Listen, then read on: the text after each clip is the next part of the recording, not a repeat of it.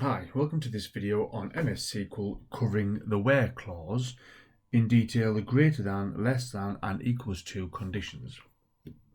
So on screen you can see I've got a basic select against a table with almost 18,000 rows.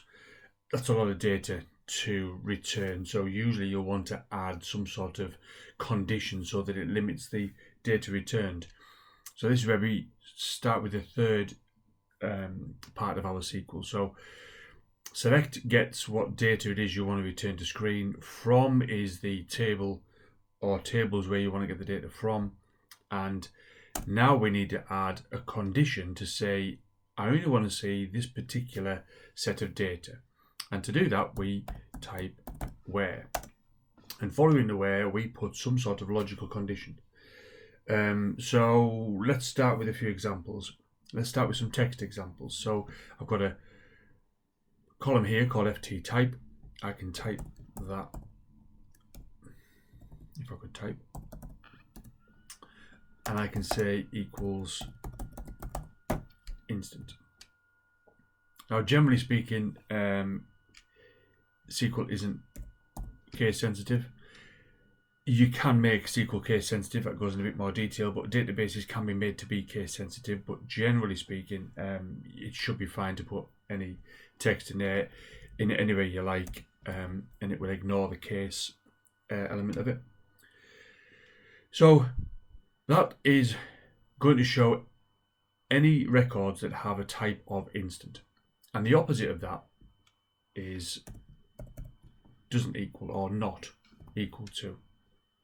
So if I run that, I do the opposite. So I say, show me everything where the type is not instant. And there's another way of doing that. So if that is equals, you could also write it in this way. And that'll do the same job. Now, when you're dealing with text, you've got to surround the text with a single quote. Otherwise, SQL thinks it's something else, maybe a method or a function. So if I just put instant there, it's trying to find... Here, it's trying to give me some drop downs here to say, is this what you mean? Is this what you mean? Because I'm quite unsure. If I try and run that, I'll just get an error because it doesn't know what instant is. So because it's a string, it's got to be surrounded by single quotes. Now, if we're dealing with number columns, so let's look at this sum and value column here. We can say equals a number, equals 1. And because it's a number, we don't put it in quotes. We could do that's fine, but generally we don't. It's a number and it doesn't need to have quotes around it. So we can say equals or not equals in the same way that we did before, but we can say is greater than 1, or we can say is less than 3. So when it comes to numbers, you've got a few different options there with the greater than and less than.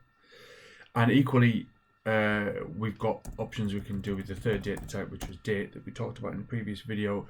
So if we look at our date column here, now dates are quite particular because you've got to be very careful with dates, because think of American dates and British dates, where if we look at this date here, that could be the February the 11th, 2018, or it could be the 2nd of November. 2018. So when you're doing some sort of comparison with dates, I find the best way to do it is to say 02, or in fact 2 would do, run that. Then there's no way that there can be any kind of confusion. It's the 2nd of November 2018 that I'm interested in. The same with the numbers. I can say is greater than, or I can say is less than.